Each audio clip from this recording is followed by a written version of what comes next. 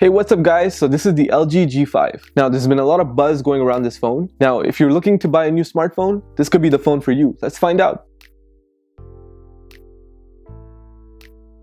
LG thinks it's time for a change. Rather than building a smartphone with similar design to last year's flagship, the company's latest offering lets you really appreciate the innovation that went into the flagship device. With their modular design that comes with snap-on accessories, say hello to the LG G5, a phone with the potential to adapt to your needs. A lot of courage went into LG's decision to go with this similar modular design. It's almost like LG had no choice but to go with a unique design like this one. LG has always been a company struggling in the smartphone market, which is usually dominated by Apple and Samsung. To get consumers on board, LG had to make a smartphone that's both powerful and innovative. So let's take a quick look at the specs and design of the LG G5. The G5 might be the most pretentious smartphone I've ever used, but you probably wouldn't notice that from the looks of it. For what it's worth, I love the LG G5. It's all metal body with rounded corners and a curved glass forehead that also houses an 8-megapixel front-facing shooter. The phone feels solid in the hand, and that's thanks to the metal body. This device is also rocking top-notch specs: a Snapdragon 820 chip, 4GB of RAM, a 5.3 IPS LCD display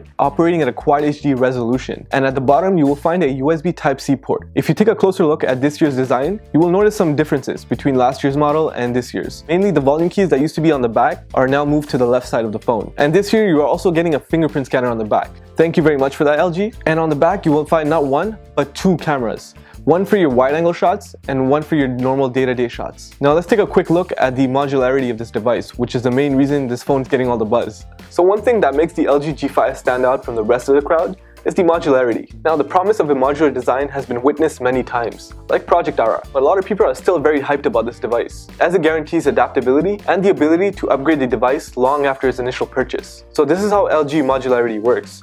First, you press a button on the bottom of the phone.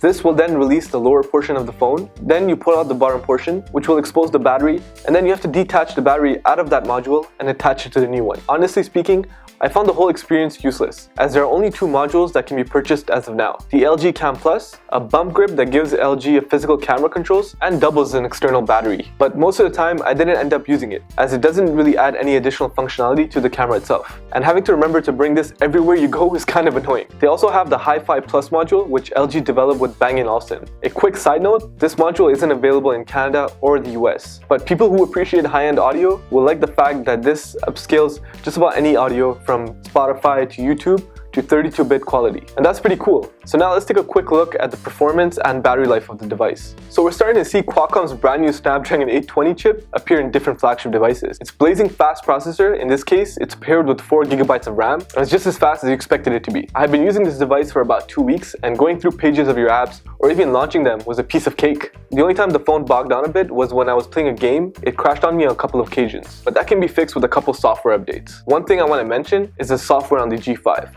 It's excellent, there's no unnecessary apps, it has an immaculate design, unlike TouchWiz of course. The only issue I had was the swipe down action to launch the camera. It was laggy and it wasn't as fast as on the Galaxy S7, where you double press the home button and it launches this really quickly. When it came to battery life, I think this is the LG G5's kryptonite. On a regular day, I had to charge the device about 2 times. And honestly speaking, coming from the Galaxy S7 Edge, which would last me an entire day, it was kind of annoying having to charge the device multiple times. But at least you're getting Qualcomm's Quick Charge 3.0 tech, which will get you from 0 to 50% in about 30 minutes. And you can't forget the removable battery. You could always just swap one for a fresh one and go from 0 to 100 real quick.